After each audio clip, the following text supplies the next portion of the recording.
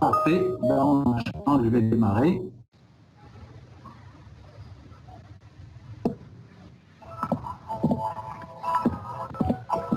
Alors, aujourd'hui, je vais démarrer le deuxième chapitre. Alors, pourquoi le deuxième chapitre? Donc, je vais démarrer le deuxième chapitre. J'ai fait quelques exemples ou bien quelques exercices. Je vais décaler les exercices après. Donc, vous pouvez, comme ça, je vous laisse le temps de faire vous-même les exercices. Après, je peux corriger avec vous quelques exercices. Et après les exercices que j'arrive pas à corriger, donc je peux les corriger moi-même, vous envoyer les solutions de tous les exercices. Alors, c'est pour ça que je préfère avancer le cours. Alors, aujourd'hui, on va démarrer le deuxième chapitre. Alors, je partage avec vous tout d'abord l'écran.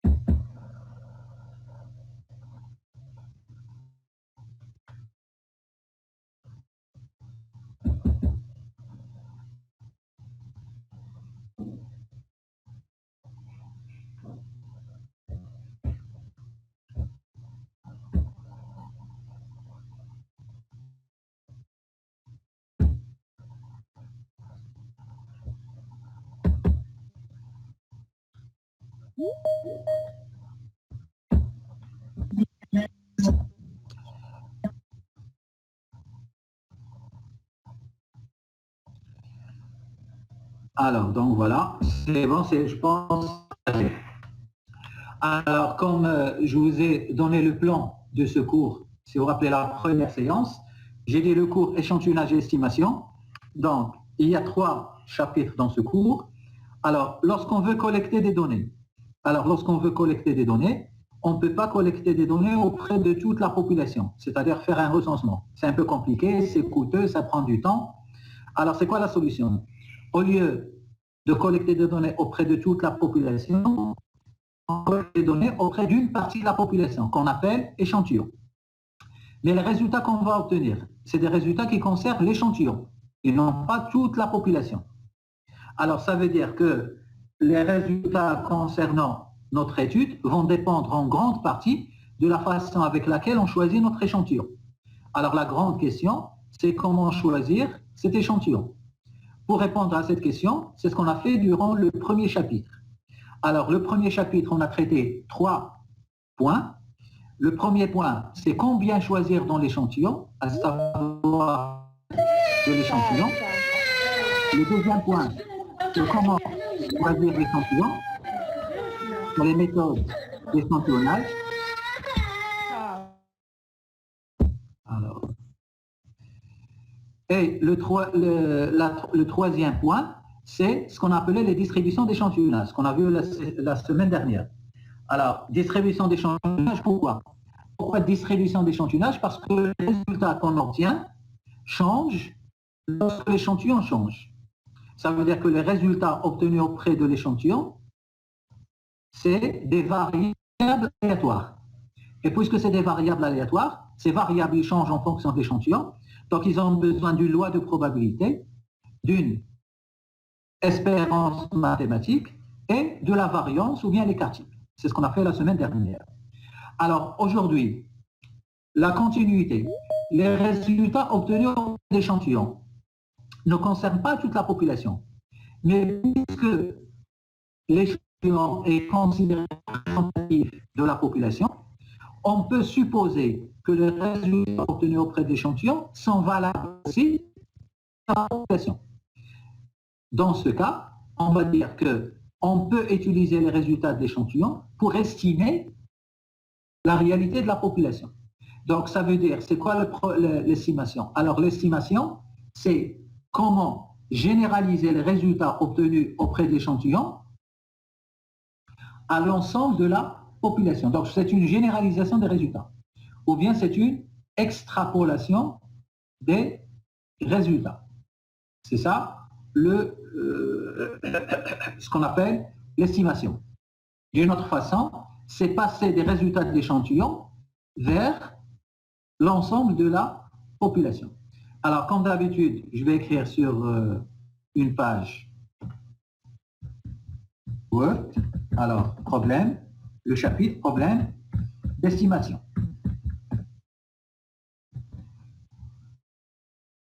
Alors, pour les problèmes d'estimation, alors ça répond à une question très importante.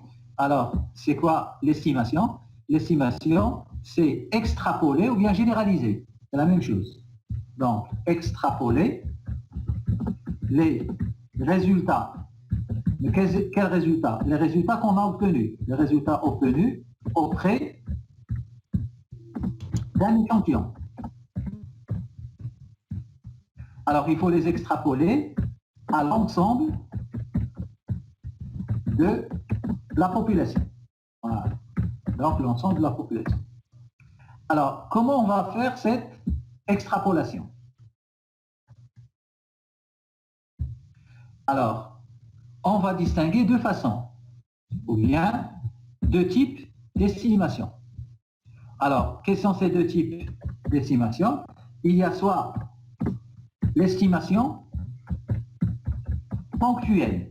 Alors, ponctuelle, ça vient de points. Estimation ponctuelle. Alors, qu'est-ce que ça veut dire l'estimation ponctuelle? Ça veut dire on donne une seule valeur. Mais est-ce que cette valeur est exacte? Elle n'est pas exacte. Donc, une seule valeur plus une erreur. Ce qu'on appelle erreur standard. Donc, par exemple, je peux dire à quelqu'un, pour une estimation, je peux lui dire, écoutez, la proportion des ménages marocains qui sont favorables à une action, je ne sais pas quelle est cette proportion, mais elle est estimée à 65%. Donc, qu'est-ce que j'ai donné? J'ai donné une seule valeur, 65%. Mais est-ce que c'est exact? Nous, on n'a pas fait de recensement. Donc, je peux lui ajouter avec une erreur, par exemple, de 5%. Donc ici, c'est ce qu'on appelle l'estimation ponctuelle. Alors, il y a une autre façon. Au lieu de dire à quelqu'un la proportion est estimée à 65%, donc je peux lui dire la proportion des ménages marocains qui sont pour une action est entre 60 et 64%. Donc, qu'est-ce que ça veut dire entre 60 et 64%? Ça veut dire, je lui ai donné un intervalle. C'est bon? Donc, j'ai donné un intervalle parce que j'ai donné deux valeurs. Ou bien, j'ai donné deux bornes. Alors, c'est ce qu'on appelle estimation par intervalle de confiance. Donc, voilà, finalement, dans ce chapitre, on va voir deux choses. Alors, vous savez très bien ce que ça veut dire un intervalle. Ça veut dire un intervalle, c'est deux bornes. Je vais donner une borne inférieure par deux valeurs. Et je vais donner une borne supérieure. Alors voilà, on va voir comment déterminer ces deux bornes. Alors, on va commencer par l'estimation ponctuelle. Alors, je vais mettre grand A. Alors, estimation ponctuelle.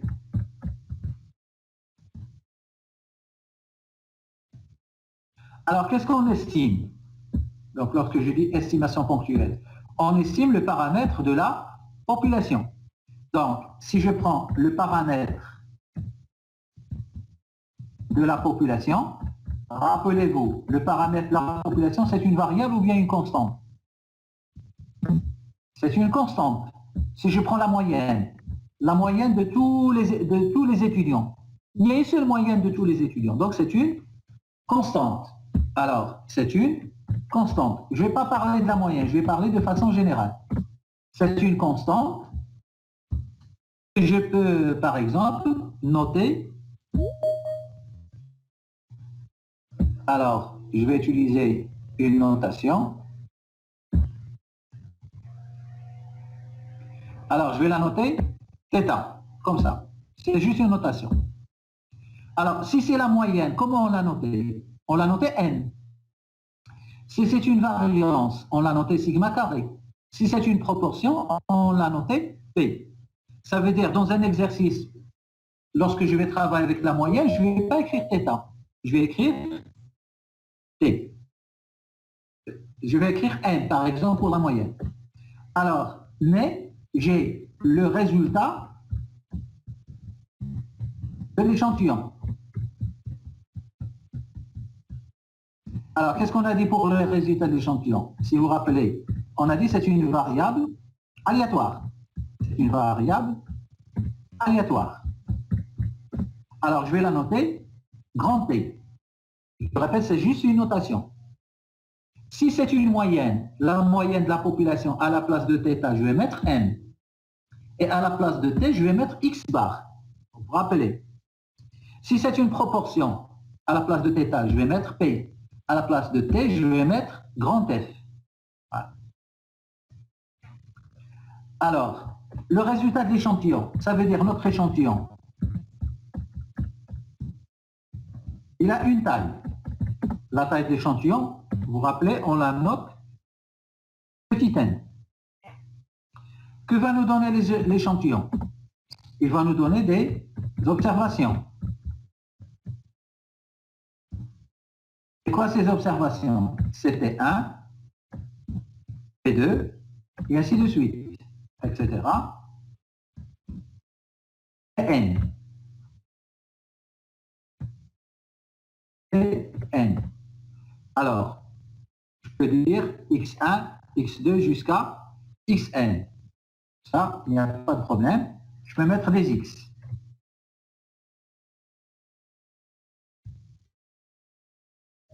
Alors, comment on obtient le t? Alors, on obtient le t, donc ça veut dire p, la variable, est une fonction des x. x1, x2, etc.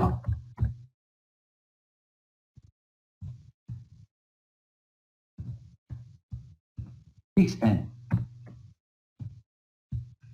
Donc, c'est une fonction.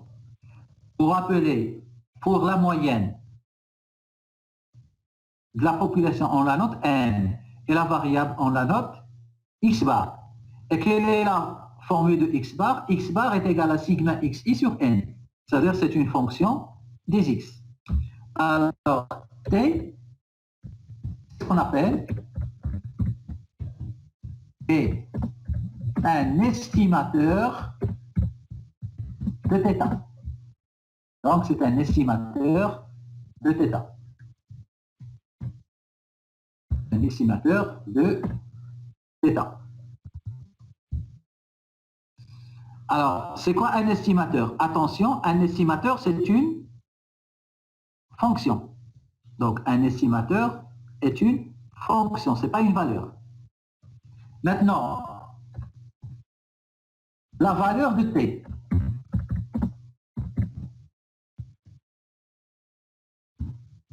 C'est, je vais la noter petit t. Alors, la variable, c'est majuscule et la valeur, c'est minuscule. C'est comme si je vous dis le poids. Vous allez me dire, grand X, c'est le poids. Donc, grand X, c'est la variable. Lorsque je vous dis, le poids est de 70 kg, vous allez écrire X égale 70 kg. Donc, dans ce cas, qu'est-ce qu'on va dire? On va dire P est une estimation de θ. Donc, il y a une différence entre l'estimateur et l'estimation. Alors, comment j'écris l'estimation? L'estimation, je vais écrire, est-ce que je verrai la bonne valeur, la vraie valeur de θ? Non. Alors, qu'est-ce que j'aurai? J'aurai une estimation de θ. Alors, l'estimation, c'est ce qu'on note avec un chapeau. Voilà. Alors, tout ça, ça va être un peu plus clair lorsque j'applique ça, par exemple, à la moyenne. Donc, qu'est-ce que je mets? θ, chapeau,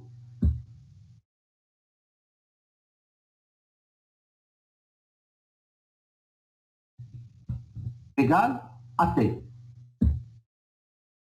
Alors, c'est quoi cette notation? θ chapeau égale à t. Ça veut dire que θ estimé est égal à t. Chapeau, ça veut dire estimé. Je ne peux pas dire θ égale. Pourquoi je ne peux pas dire θ égale? Parce que moi, je n'ai pas la vraie valeur de θ. Je n'ai qu'une estimation de θ. Donc, il y a une différence, si vous avez bien compris. Il y a l'estimateur et il y a l'estimation. L'estimateur, c'est une fonction et l'estimation, c'est le résultat. Comment j'obtiens le t? Comment je vais obtenir le t? Je vais faire rentrer dans la fonction les valeurs de x et je vais faire les calculs et je vais trouver la valeur, le t. Alors, la question qui se pose, donc voilà, tout ça, c'est ce qu'on vient de voir. Alors, la question qui se pose, c'est que on cherche un bon estimateur. Donc, on cherche un bon estimateur. Alors, lorsque vous dites on cherche un bon estimateur, alors, votre question, vous allez me dire, c'est quoi un bon estimateur? Un bon estimateur. Alors, un bon estimateur, c'est un estimateur qui possède les qualités suivantes.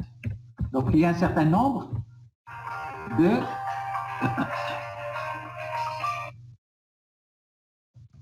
Alors, vous m'excusez très rapidement.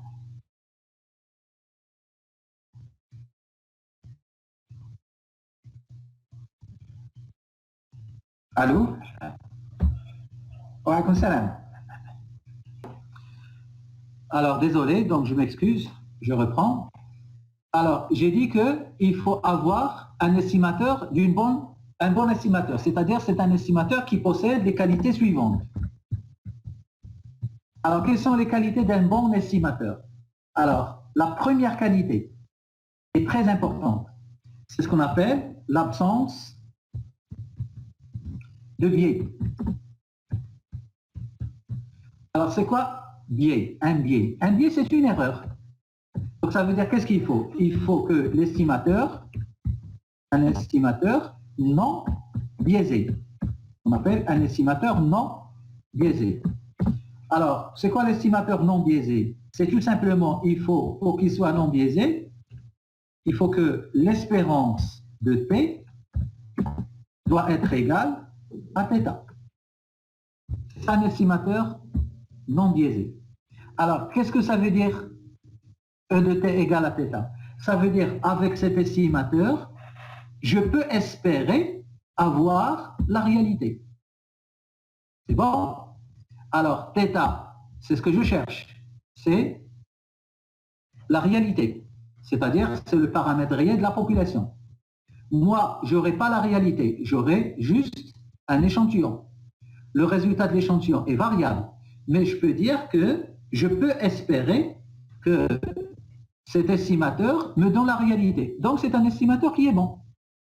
Si vous avez E de t qui est différent de θ, E de t différent de θ, alors E de t différent de θ, ça veut dire que c'est un estimateur biaisé. Ça veut dire que je ne peux pas espérer avoir la réalité. Donc, si je ne peux pas espérer avoir la réalité, automatiquement, je ne peux pas l'utiliser. Donc, c'est un estimateur que je ne peux pas utiliser. Maintenant, s'il est non biaisé, donc il est d'une bonne qualité, mais je dois chercher une deuxième qualité. C'est quoi la deuxième qualité? C'est ce qu'on appelle la variance minimale. La variance minimale. Alors, qu'est-ce que ça veut dire la variance minimale? Alors, ça veut dire, ça doit être un estimateur de variance minimale. Alors, qu'est-ce que ça veut dire un estimateur de variance minimale? C'est un estimateur dont la variance V de t. Comment il doit être cette variance? Alors, logiquement, lorsque je change l'échantillon, le t va changer. On est d'accord? Si je prends un échantillon aléatoire de 20 étudiants parmi vous, je vais tomber sur 20 étudiants. J'aurai la moyenne des 20 étudiants. Si je refais le travail, l'échantillon va changer. Donc, je n'aurai pas les mêmes 20. Donc, le résultat va aussi changer. Mais, pour que l'estimateur soit bon, est-ce que la variation doit être grande? Lorsque je choisis l'échantillon, le résultat ne doit pas changer beaucoup. C'est pour ça qu'on dit variance minimale. Ça veut dire que V de t doit être égal à une variance minimale, V min. Donc, pour savoir est-ce que c'est un estimateur de variance minimale, qu'est-ce que je dois faire? Je dois calculer V de t et je dois calculer V min. Alors, quelle est la formule de V min? Alors, je vous donne une formule de V min. C'est une formule. Alors, V min est égal.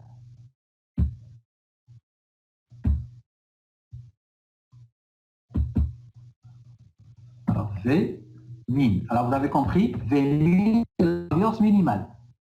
Alors, est égal. Alors, est égal à, c'est un rapport.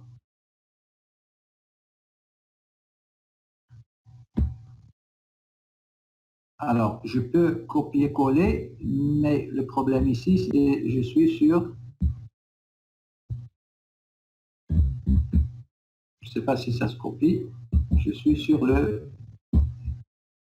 PDF.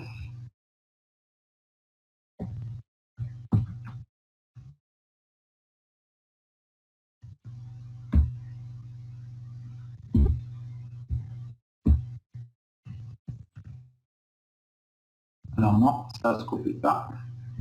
C'est pas grave, je vais la copier. Donc, 1 sur, alors, n en bas,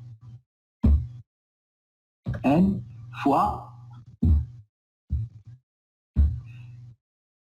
l'espérance. Vous savez ce que c'est que l'espérance? Alors, l'espérance,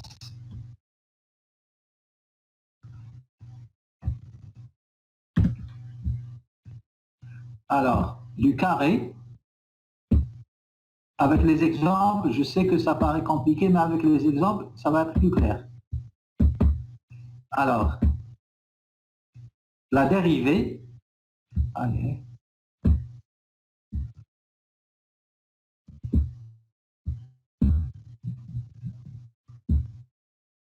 alors, la dérivée du logarithme de f de x1, x2, jusqu'à xn.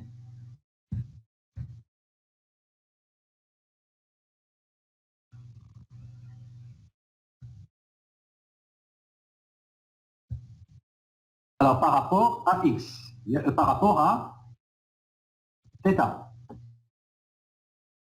Et alors,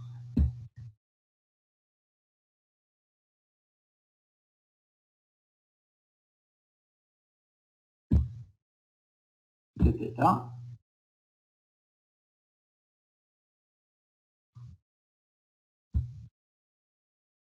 Alors ici, il y a un carré.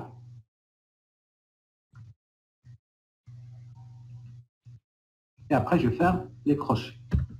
Donc voilà la formule de V min. Alors, ça veut dire, vous avez remarqué, c'est quoi minimiser lorsqu'on cherche à minimiser? Alors, lorsqu'on cherche à minimiser, forcément, on va passer par la dérivée. Alors, il faut calculer V de t, il faut calculer V min. Si on trouve que c'est égal, donc, ça veut dire que c'est un estimateur de variance minimale. Qu'est-ce que ça veut dire un estimateur de variance minimale? Ça veut dire, lorsque l'échantillon change, qu'est-ce qui va se passer? Le résultat varie. Il ne varie pas beaucoup. C'est ça, variance minimale. Alors, si vous avez un estimateur qui n'est pas biaisé, c'est une bonne chose. Mais s'il est aussi de variance minimale, c'est encore une très bonne chose. C'est bon?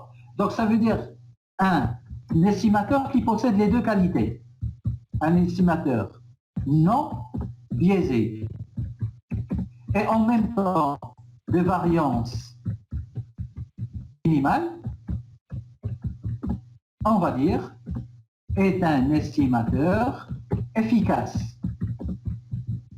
Rappelez-vous de ça. C'est quoi un estimateur efficace? C'est un estimateur qui possède les deux qualités. C'est un estimateur efficace. Alors, il y a une troisième qualité qui est aussi très importante. C'est la convergence. On appelle la convergence.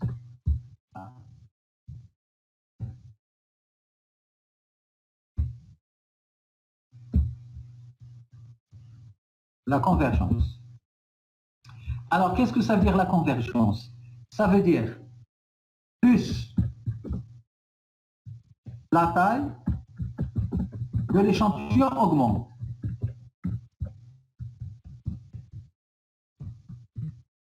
Qu'est-ce qui va se passer?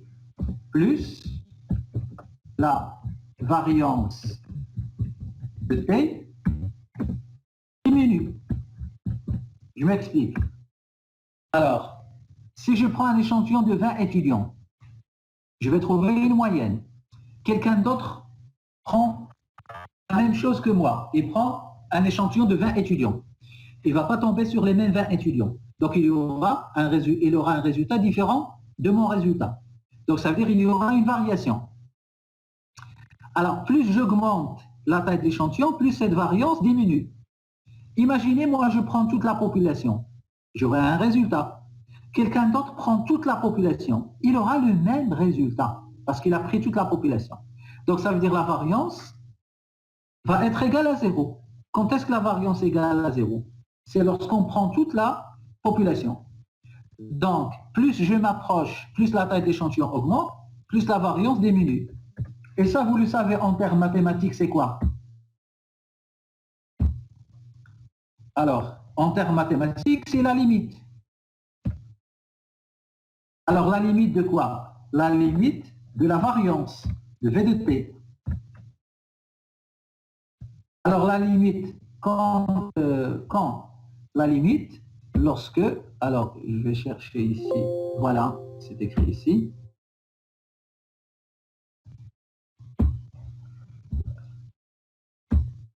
Alors, la limite de quoi? On a dit, je reprends.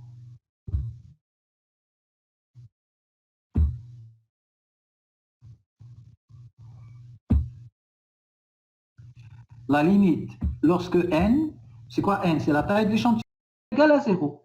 Quand est-ce que la variance est égale à 0? C'est lorsqu'on prend toute la population. Donc, plus je m'approche, plus la taille de l'échantillon augmente, plus la variance diminue. Et ça, vous le savez en termes mathématiques, c'est quoi? Alors, en termes mathématiques, c'est la limite. Alors, la limite de quoi? La limite de la variance de V de T. Alors, la limite, quand la limite, lorsque, alors, je vais chercher ici, voilà, c'est écrit ici.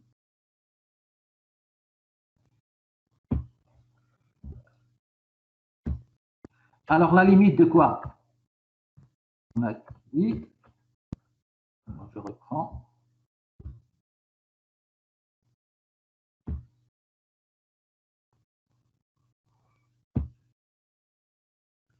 La limite, lorsque n, c'est quoi n? C'est la taille de l'échantillon.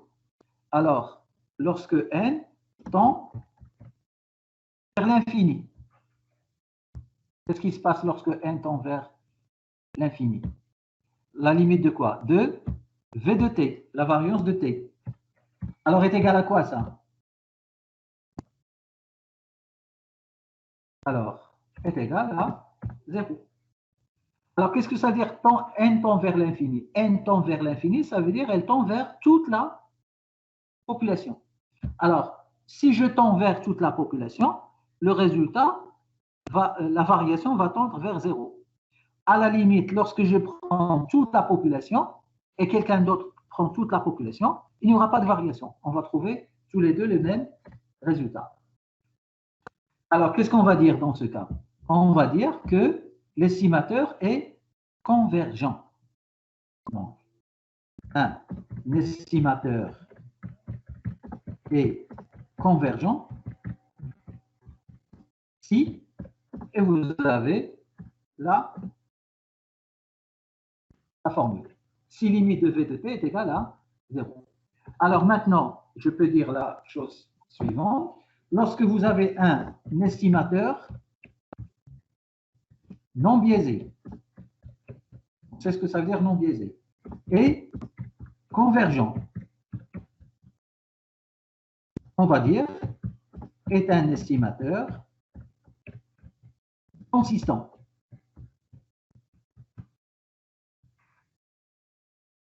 Donc, un estimateur efficace, il est non biaisé et de variance minimale.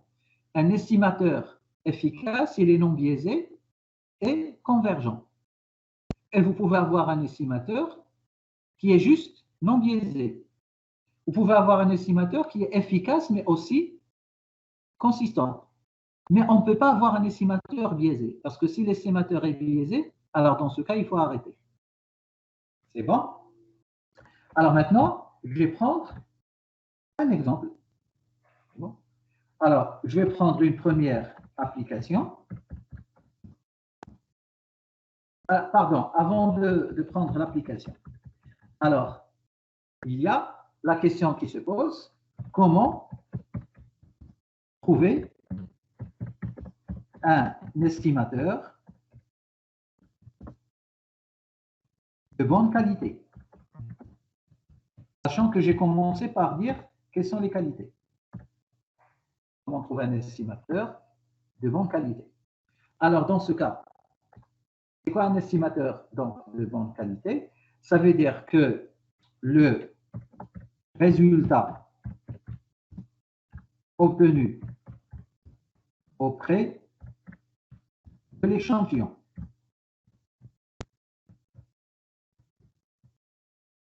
le résultat, les observations obtenues, c'est-à-dire, c'est comme si vous me dites x1, x2, etc., xn.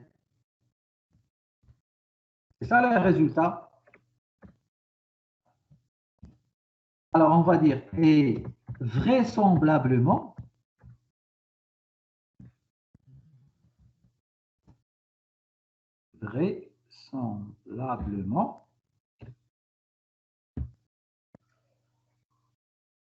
représentatif de toute la population. Alors, qu'est-ce que ça veut dire? Ça veut dire que, je vais vous dire, par exemple, j'ai pris un échantillon de 20 étudiants et j'ai trouvé une moyenne égale à 14. Ce n'est pas la moyenne de tous les étudiants. Mais si l'échantillon est bien choisi, je veux dire, écoutez, ce 14 que j'ai obtenu auprès de l'échantillon de 20 étudiants est vraisemblablement valable pour toute la population. Alors, qu'est-ce que ça veut dire vraisemblablement? Vraisemblablement, ça veut dire fort probablement. Ça veut dire que c'est une probabilité. Donc, c'est ce qu'on appelle, donc, vraisemblablement, représentative de toute la population. Vraisemblablement, ça veut dire probablement. Qu'est-ce que ça veut dire probablement? Ça veut dire la probabilité que x1, x2,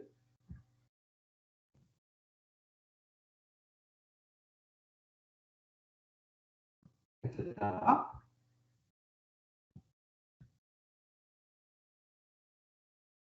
jusqu'à xn.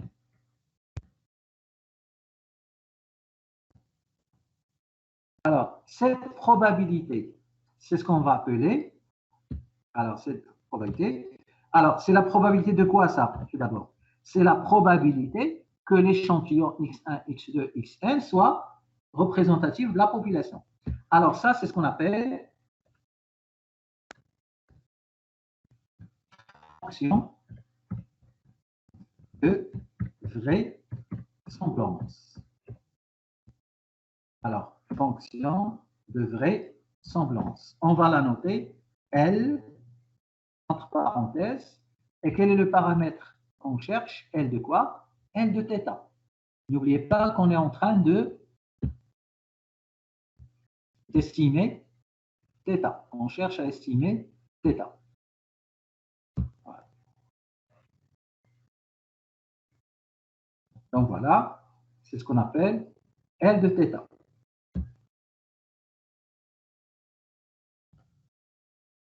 Alors, cette fonction de vraisemblance, L de θ.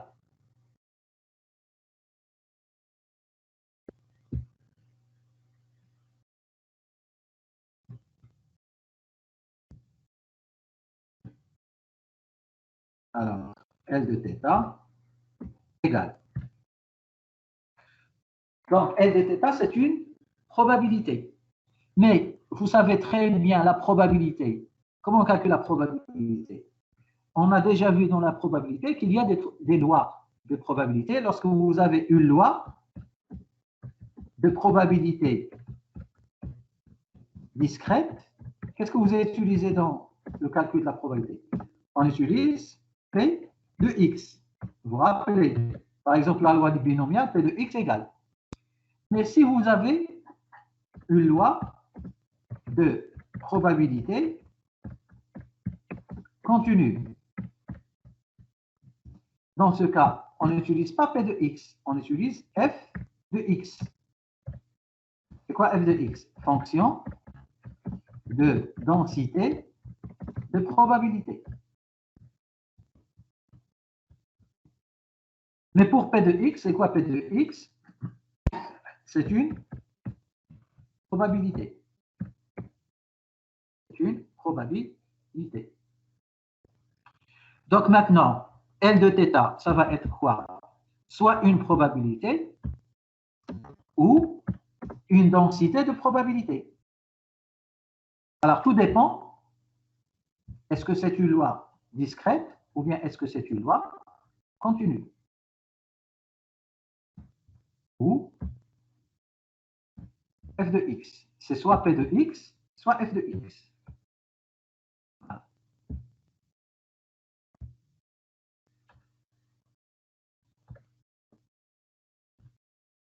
Tout dépend de la loi de probabilité. Alors, cette fonction de vraisemblance, qu'est-ce qu'il faut faire à cette fonction de vraisemblance? Je répète, c'est la probabilité de quoi? C'est la probabilité que l'échantillon soit vraisemblablement ou bien probablement représentatif de toute la population. Alors, cette probabilité, vous voulez qu'elle soit grande ou bien petite? Alors, probablement, ça veut dire qu'il faut maximiser ces probabilités. Donc, il faut maximiser la fonction de vraisemblance. Je rappelle, la fonction de vraisemblance, c'est la probabilité. La fonction de vraisemblance, L de θ. L de θ. Alors, cette méthode est appelée méthode du maximum de vraisemblance. Maximum de vraisemblance. Alors, comment on maximise L de θ? Comment on maximise une fonction? Alors, si vous voulez maximiser une fonction, vous savez très bien, il faut passer à quoi? Il faut passer à la dérivée. Bon? Donc, ça veut dire que la dérivée d de L de θ, d par rapport à θ, comment doit être cette dérivée? Si on veut maximiser, il doit être égal à 0. Voilà, il doit être égal à 0. Donc, on doit passer par la dérivée. Alors, ici, on a un petit problème. Lequel? Si je prends L de θ,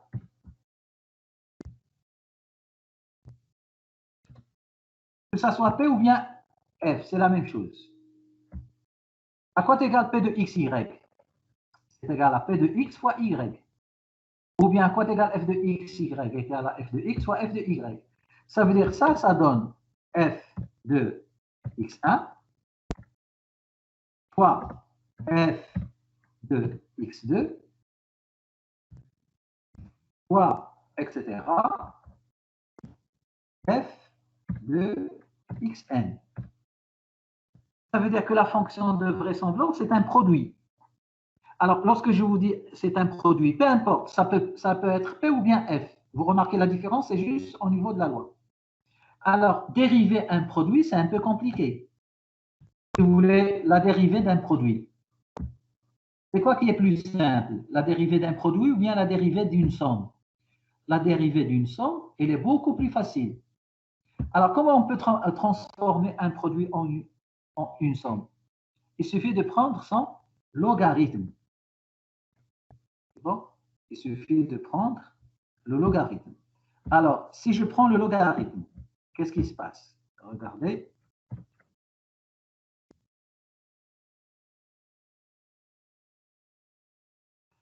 Alors, si j'introduis le logarithme, alors je vais introduire le logarithme, c'est-à-dire je vais écrire log quoi? De L de θ est égal à quoi? Est égal à log de tout ça. F de x1 fois, etc. Et c'est quoi le logarithme d'un produit? C'est facile ici. Le logarithme d'un produit, c'est la somme des logarithmes. Donc, logarithme de f de x1, etc. Ça va me donner à la fin quoi? Ça va me donner log de f de x1 plus log de f de x2 plus log, etc. Ça veut dire la somme des logarithmes de xi. Et c'est beaucoup plus simple. Donc, ça veut dire au lieu de travailler avec L de θ, on va travailler avec logarithme. Et donc, si vous voulez maximiser L de θ, il suffit de maximiser son logarithme. Et pour maximiser son logarithme, il suffit de dériver log de L. Je vais reprendre un petit peu en arrière, parce que je ne sais pas où est-ce qu'on s'est arrêté. Alors, j'ai dit que, donc un petit peu en arrière. Alors, j'ai dit comment trouver un bon estimateur. Alors, pour trouver un bon estimateur, c'est quoi un bon estimateur? Ça veut dire le résultat obtenu auprès d'échantillons, c'est-à-dire les X. J'ai pris un échantillon de 20 étudiants, j'aurai 20 notes. Alors, je souhaite que les 20 notes, les 20 étudiants choisis, soient vraisemblablement représentatifs de toute la population. Qu'est-ce que ça veut dire vraisemblablement? Ça veut dire la probabilité que ces 20 étudiants représentent toute la population, cette probabilité doit être la plus grande possible. Alors, cette probabilité, on l'appelle fonction de vraisemblance. La plus grande possible, ça veut dire qu'il faut la maximiser. Pour la maximiser, il faut la dérivée égale 0. Oui, mais cette fonction, c'est un produit. C'est compliqué de dériver un produit. On préfère dériver une somme. Alors, qu'est-ce qu'on fait? On introduit le logarithme. Comme ça, le produit devient une somme. Et au lieu de dériver L de θ, on va dériver son logarithme. Maintenant, cette probabilité, c'est soit P, lorsqu'il s'agit d'une loi discrète, soit F, densité de probabilité, lorsqu'il s'agit d'une loi continue. Alors, si par exemple je souhaite, voici une première application, je souhaite estimer la moyenne d'une population qui suit une loi normale. Alors, je commence par dire c'est quoi une loi normale. Alors, une loi normale, c'est une loi continue ou bien discrète? C'est une loi continue. Alors, puisque c'est une loi continue, est-ce que c'est P de X ou bien F de X? Puisque c'est continu, c'est F de X. C'est une loi de probabilité. Alors, quel est ce F de X? Quelle est la fonction de densité de la loi normale? Et la suivante. Ça, c'est, je vais augmenter sa taille. Alors, c'est à quoi est égal F de X? C'est 1 sur l'écart type, racine de 2pi, exponentielle moins 1 sur 2, x moins n sur l'écart type au carré. Alors moi, qu'est-ce que je cherche à estimer? Qu'est-ce qu'on cherche? On cherche l'estimateur de pi, de n. Après, on peut faire la même chose pour l'écart type. Donc, on cherche l'estimateur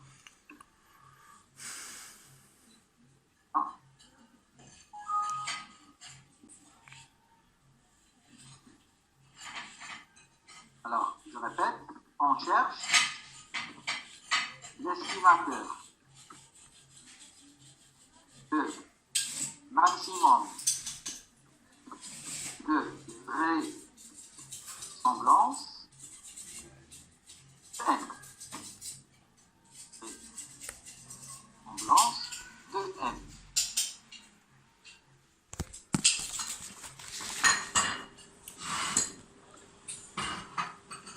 C'est quoi n? C'est la moyenne de la population. Dans le cours, c'est quoi n? Dans le cas général, n c'est θ. Alors, si vous voulez chercher l'estimateur, qu'est-ce qu'il faut chercher? Il faut chercher L de θ. La voici. Mais ce ne sera pas L de θ. L de quoi? Qu'est-ce qu'on cherche à estimer? On cherche à estimer le n. Donc, ça va être, tout simplement, L de n. Voilà. Alors, c'est quoi L de n? C'est f de x1 fois f de x2 jusqu'à f de xn. Alors, à quoi est égal f de x1? C'est 1 sur écart type racine de 2pi, exponentielle moins 1 demi, et ainsi de suite. Donc, pour ne pas écrire tout ça, je vais tout simplement le copier. Voilà. Alors, regardez bien. Alors, c'est quoi L de n? C'est quoi f de x1? F de x1, c'est la fonction, mais avec x1. 1 sur l'écart type racine de 2pi, etc. Je vais augmenter la taille. Alors, fois, à quoi est égal f de x2? C'est 1 sur, etc. Je vais ajouter ici fois, pour que vous voyez.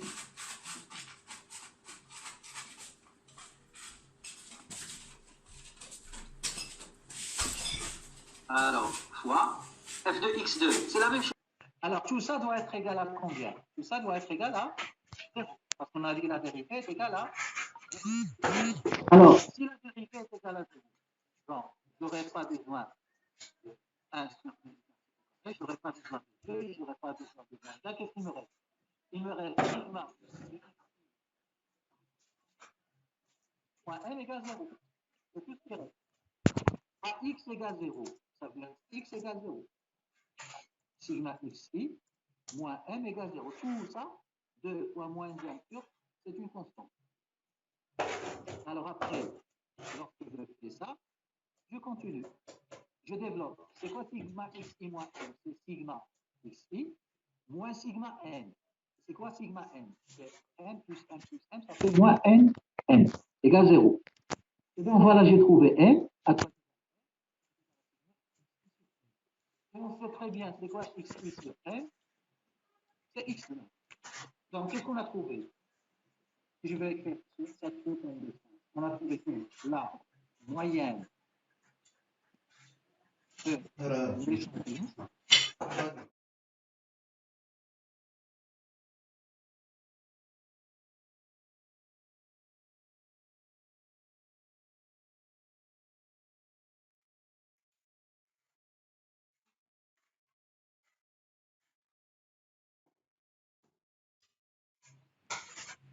C'est la cette moyenne.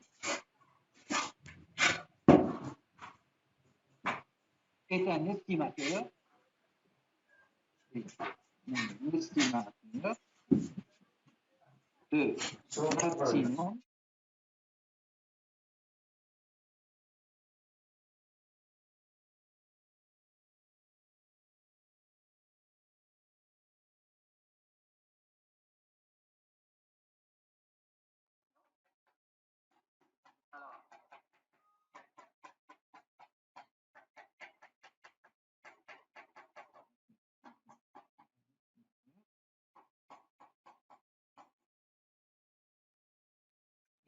maximum. Pardon, ici, je répète, est un estimateur de maximum de vraisemblance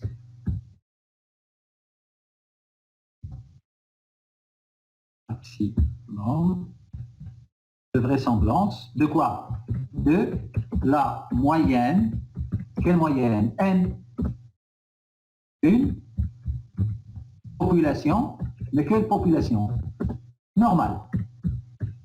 C'est ce qu'on a trouvé. Ça veut dire, si vous êtes une population normale, et je choisis un échantillon, la moyenne de cet échantillon est c'est un estimateur de maximum de vraisemblance de la moyenne N de la population. Donc, voici, on a trouvé l'estimateur de maximum de vraisemblance de la moyenne d'une population normale. Alors, il y a une question qui se pose. Est-ce que cet estimateur est d'une bonne qualité? Alors, est-ce que cet estimateur est d'une bonne qualité? Donc, qu'est-ce qu'il faut faire? Il faut vérifier ses qualités. Voilà. Alors, on vérifie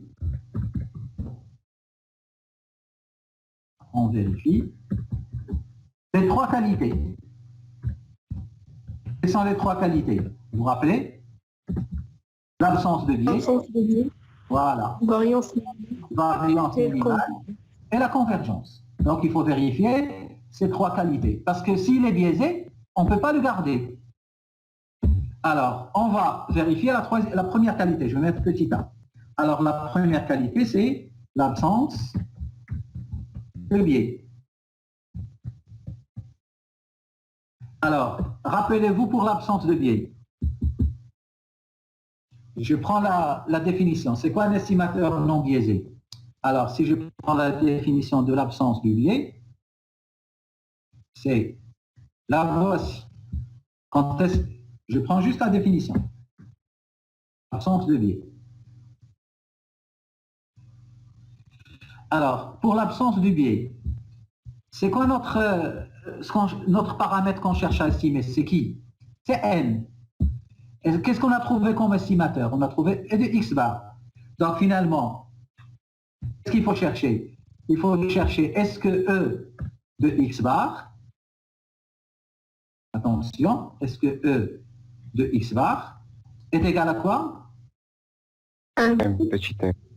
Exactement, est égal à n. Alors ça, je répète, il faut le chercher, il faut le vérifier. Est-ce que c'est égal à n? Alors, je vais mettre point d'interrogation. Ça, il faut vérifier ça. Alors, on commence. Alors, qu'est-ce qu'il faut calculer? Pardon, E de x bar. Est-ce que c'est égal à n? Alors maintenant, qu'est-ce qu'il faut chercher? Il faut chercher E de x bar. Est-ce que j'ai besoin de refaire la démonstration de E de x bar? Vous vous rappelez, c'est déjà fait la semaine dernière. Qu'est-ce qu'on avait trouvé, si vous vous rappelez? L'espérance de la moyenne E de x bar égale 1. Exactement, voilà, je reprends la démonstration. Elle est là. Alors, c'est quoi E de x bar? E de x bar, c'est E de sigma xi sur n. Je peux faire sortir 1 sur n, il me reste sigma E de xi. 1 sur n fois n, et c'est quoi E de xi? C'est n, et ça me fait n. Alors, qu'est-ce que j'ai trouvé? Alors, j'ai trouvé que ça, alors maintenant, sans le point d'interrogation. Alors, qu'est-ce que j'ai trouvé? J'ai trouvé finalement que x bar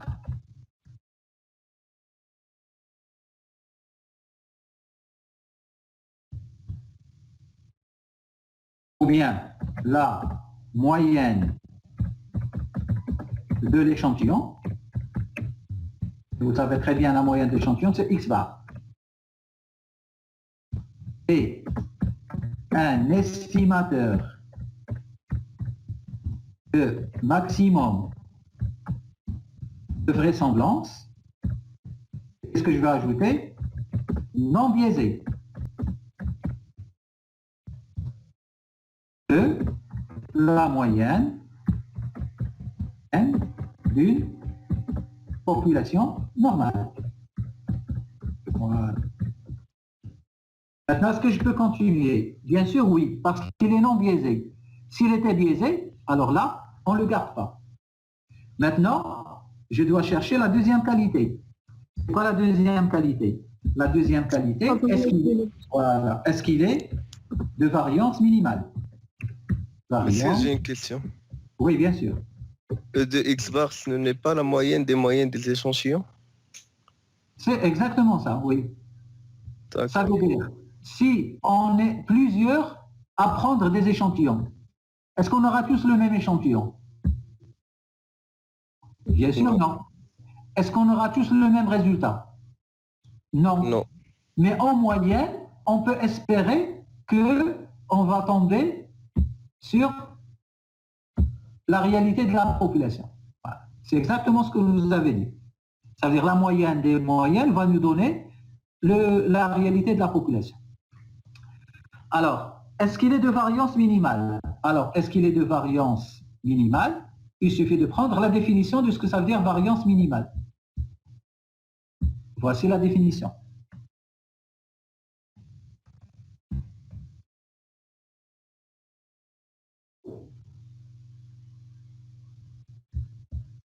Alors, ici,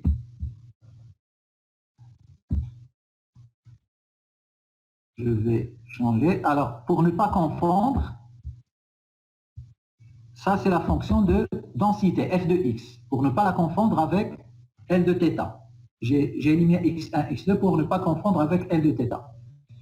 Alors, j'ai trouvé qu'il est qu'il est non biaisé.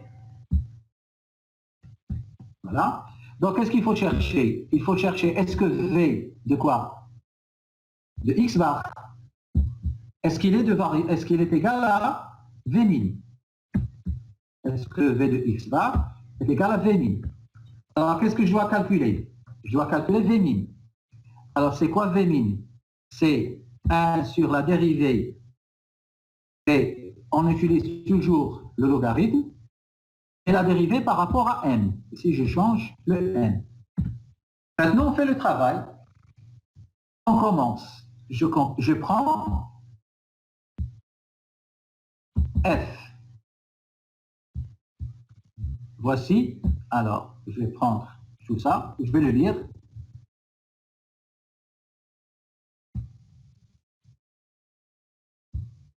Alors, regardez bien. Alors, on a commencé, bien sûr, par la fonction f de x. Donc, à quoi est égal f de x? 1 sur l'écart type, sur racine, fois racine de 2pi, etc. Pourquoi? On a dit que c'est une population de loi normale. Si c'était loi de Poisson, on n'allait pas écrire ça, on allait écrire P de X. Maintenant, si vous regardez V', qu'est-ce qu'il y a à l'intérieur de V'? Il y a f de x. Après f de x, qu'est-ce qu'il faut calculer? Son logarithme. Le voici. Logarithme de f de x.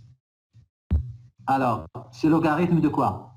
C'est 1 sur l'écart type racine de 2pi. Donc, logarithme de 1 sur x, c'est moins. Ça devient moins logarithme de l'écart type racine de 2pi. C'est bon? Et s'il y a un fois, logarithme de a fois b, c'est logarithme de a plus b. Donc, fois, ça devient plus. Plus quoi? Log de e.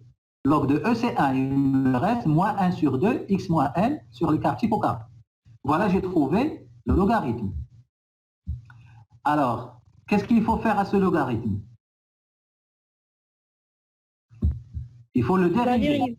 Exactement. Voilà la dérivée par rapport à n. Alors, je augmente un peu la taille. Alors, lorsque je dérive, regardez la dérivée. Le premier terme ne contient pas n. Donc, il n'y a rien, c'est 0. Alors, le deuxième terme, regardez la dérivée. Le deuxième terme. Normalement, si j'ai pris le... Qu'est-ce qu'il faut faire sortir? Il faut faire sortir les constantes. Alors, quelles sont les constantes? Moins 1/2 est une constante. Ça n'a rien à voir avec la dérivée. Alors, je vais l'écrire. C'est juste parce que ici, j'ai mis le final, mais je vais aller petit à petit. Donc, c'est moins 1/2. Qu'est-ce que je peux faire sortir aussi? L'écart type au carré. Vous le voyez, il est à l'intérieur de la racine, de la parenthèse. Je peux le mettre à l'extérieur. Alors, qu'est-ce qui me reste? La dérivée de x moins m au carré. Alors, c'est quoi la dérivée de f au carré? C'est de f'. Donc, c'est fois 2. C'est quoi f'? La dérivée par rapport à n. C'est moins 1. J'essaie d'aller d'écrire le tout. Fois, alors qu'est-ce qu'il me reste? Il me reste x moins n.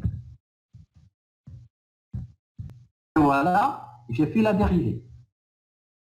Alors, ça fait quoi? Si vous regardez bien, le 2 va disparaître avec le 2, le moins 1 avec le moins 1. Et qu'est-ce qui me reste?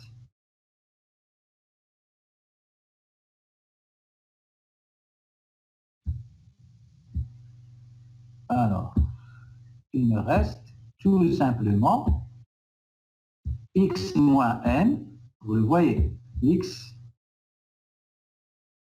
moins n sur l'écart type au carré. C'est ça ce qui reste.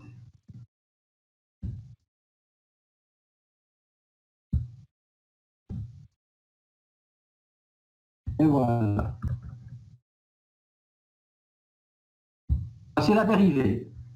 Alors maintenant, après la dérivée, qu'est-ce qu'il faut chercher? Regardez V'. J'ai trouvé la dérivée. Il faut chercher l'espérance du carré de la dérivée. C'est-à-dire l'espérance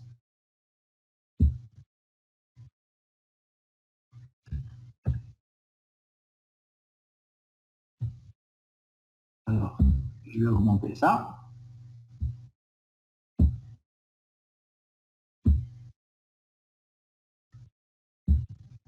Alors, l'espérance du carré de la dérivée, c'est-à-dire ce que je viens de trouver, l'espérance de x moins n sur l'écart type au carré. Alors, c'est quoi qui est constant ici? C'est l'écart type au carré. Je le fais sortir à l'extérieur. Ça donne quoi?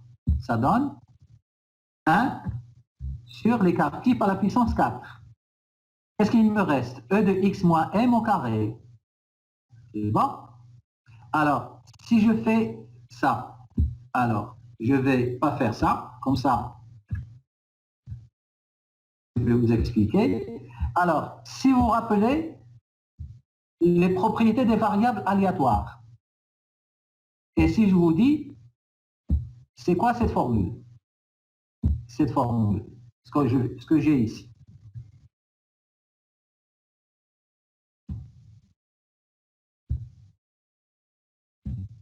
Ça, c'est quoi?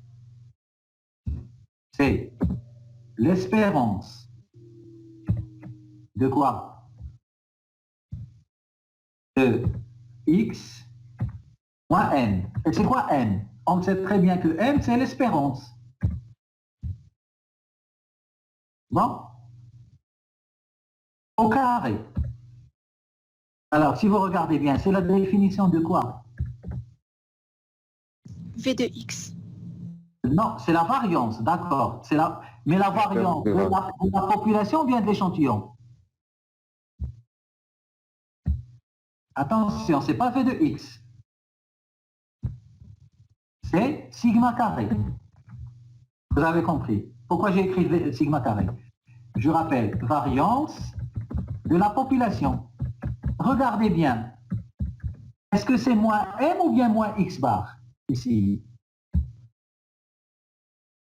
C'est moins n. Ça veut dire que c'est la variance de la population.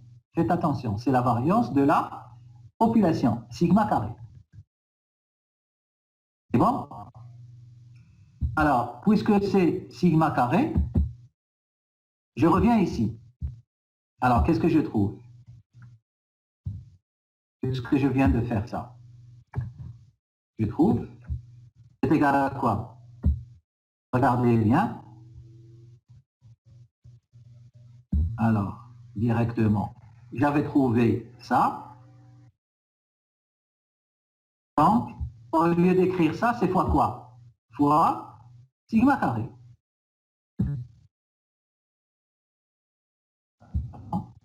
Donc, je change. Je vais ajouter égal et je vais prendre ça.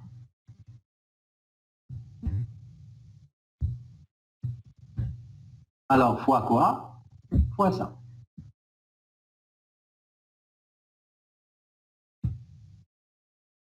Alors, ça fait combien si je fais ça? 1 sigma carré fois 1 sigma à la puissance 4, ici à la puissance 2. Alors, ça me donne quoi? Ça me donne sigma carré. Donc, finalement, à quoi est égal V'? Je reviens en haut. J'ai trouvé le tout. Voici V'. Donc, à quoi est égal V'? Regardez bien. Je vais la copier ici. Ou bien c'est déjà copié.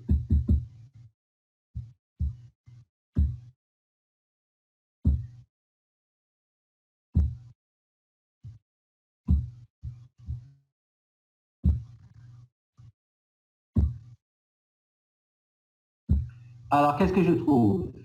À quoi est égal? Si je veux mettre le détail, allez.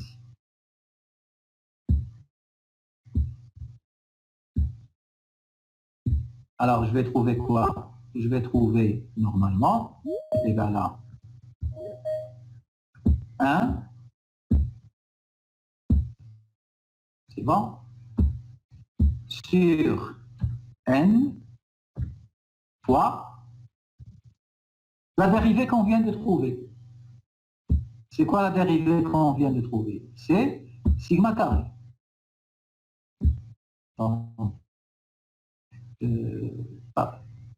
C'est pas sigma carré. Ici, j'ai fait une erreur.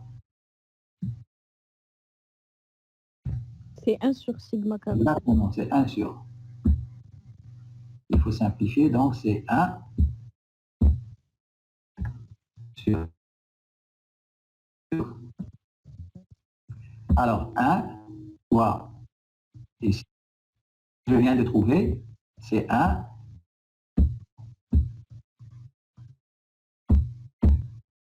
sur sigma carré. Et tout ça, ça fait combien? Ça fait sigma carré sur n. Donc, qu'est-ce que j'ai trouvé? J'ai trouvé V'. Attention, ce que je viens de trouver, c'est V'. Maintenant, qu'est-ce qu'il faut chercher? Il faut chercher V de X bar. Exactement. Alors, V de X bar, on l'a fait la semaine dernière. Quelqu'un peut me rappeler à quoi est égal V de X bar? Si vous regardez. Négatif carré sur 1. Exactement. Je n'ai pas besoin de refaire la démonstration. C'est déjà fait la semaine dernière. De toute façon, je peux la recopier comme ça.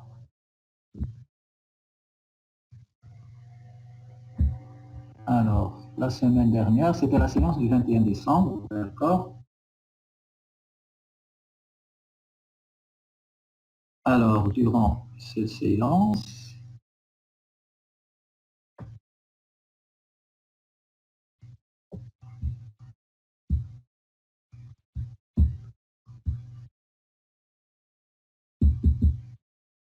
on avait trouvé V de X bar. Je cherche la démonstration.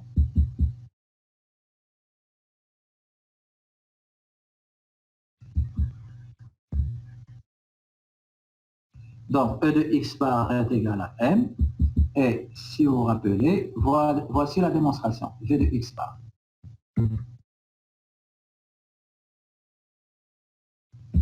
Alors, on arrive à quoi? Voici V de X bar avec la démonstration. Et qu'est-ce que vous remarquez?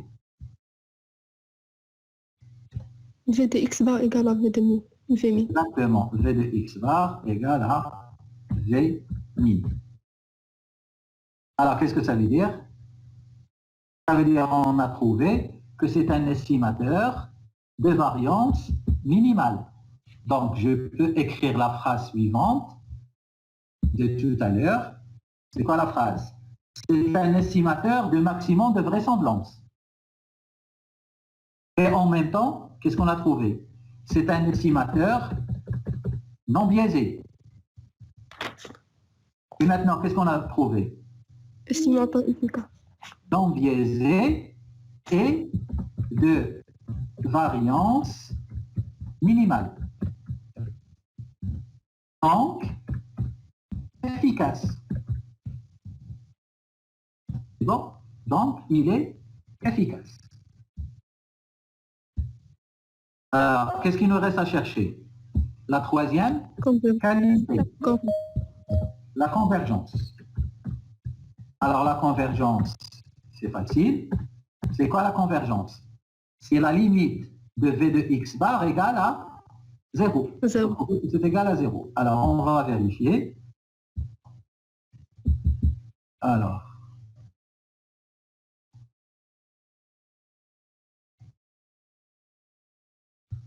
la voici. Si vous, V de X bar, ça a été déjà calculé.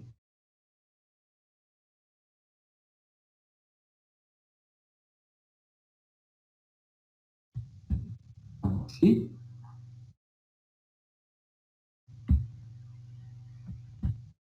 V de X bar, on a trouvé que c'est sigma carré sur n. Donc la limite, lorsque n tend vers l'infini de V de X bar, c'est quoi? Vous regardez, c'est exactement 0. Alors, puisque c'est 0, donc automatiquement, c'est un estimateur convergent. Bon, vraisemblance.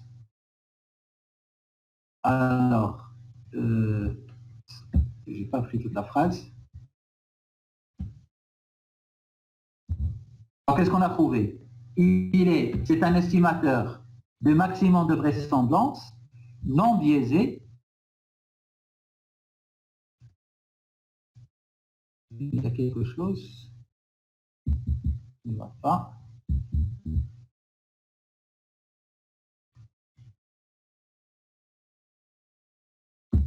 Alors,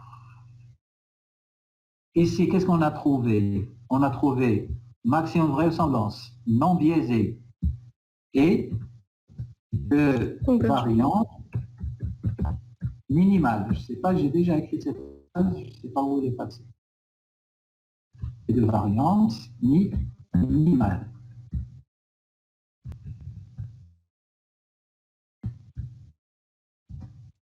Donc, efficace. Maintenant, qu'est-ce qu'on a trouvé? On a trouvé qu'il est non biaisé. Quoi encore? De variance minimale. Quoi encore? Et convergent. Donc, il est efficace et consistant. D'accord. Voilà, efficace et consistant.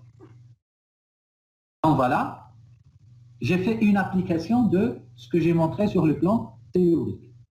Je peux faire la même chose pour estimer maintenant la variance, ou bien pour estimer l'écart type.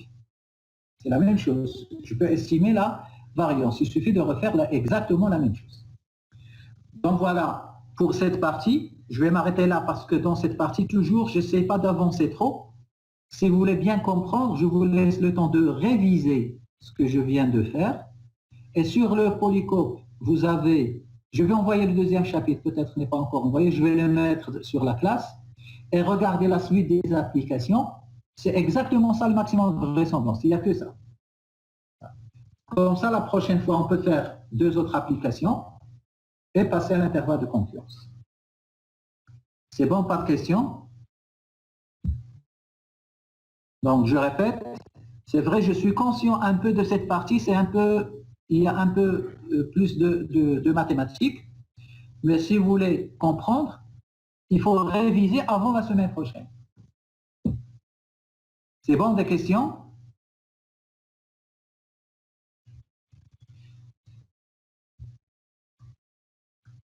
Donc, apparemment, pas de questions. Moi, s'il n'y a pas de questions, donc on peut arrêter la réunion. Bon? Merci. D'accord. Donc, à la prochaine fois. La semaine prochaine, Inch'Allah. Merci.